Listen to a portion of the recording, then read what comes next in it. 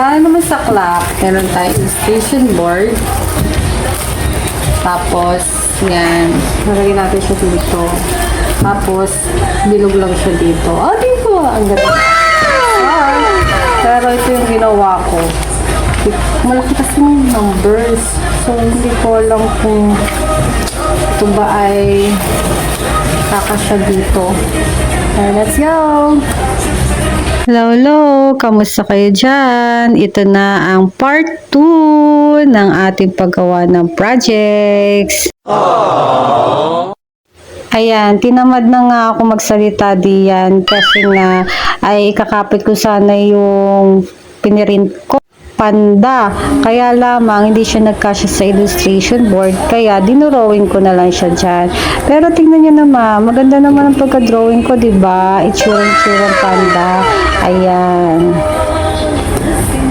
Magaling naman pala ako mag-drawing ng panda. Tapos, sabi nila, lagyan daw ng mga kung ano-anong nakikita o recycle na materials na pwede natin ilagay sa ating panda. Kaso, dahil nga panda ang aking napili, ay wala naman kailangan na recycle dito. Kundi kasi puti at black lang naman siya. Pero naisip ko, lagyan ko siya ng ganyan na may hawak sana ng kawayan. Ang problem naman ay pag ito'y kinibuko, madadali naman o masisira naman yung mga sticks na green. So, inris ko na lang siya, pinasimple ko na lang na ganyan. Yun. Sobrang simple lang nito kasi nga ayoko na pahirapan ng buhay ko at maikli lang ang video na ito kasi ganyan lang, ganyan.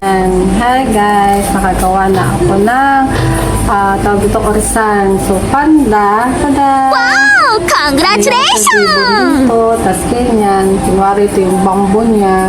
Yan. Dapat kasi ito ilalagay ko dito. Kaya lamang natatakluban kasi ito. Dapat pala ito muna ang pinis ko bago itong mga numbers. So, dinrawing ko na lang siya. Ayan, drawing siya. Kaya kung makikita niyo naman dun sa aking video, yung time-lapse ko. Yan, paano gawin. Kasi pagka hindi siya time-lapse, naku, katakot-takot na. Nakadalawang oras ako. Hindi, 2 hours and a half. Pero hindi naman ito nagawa ko.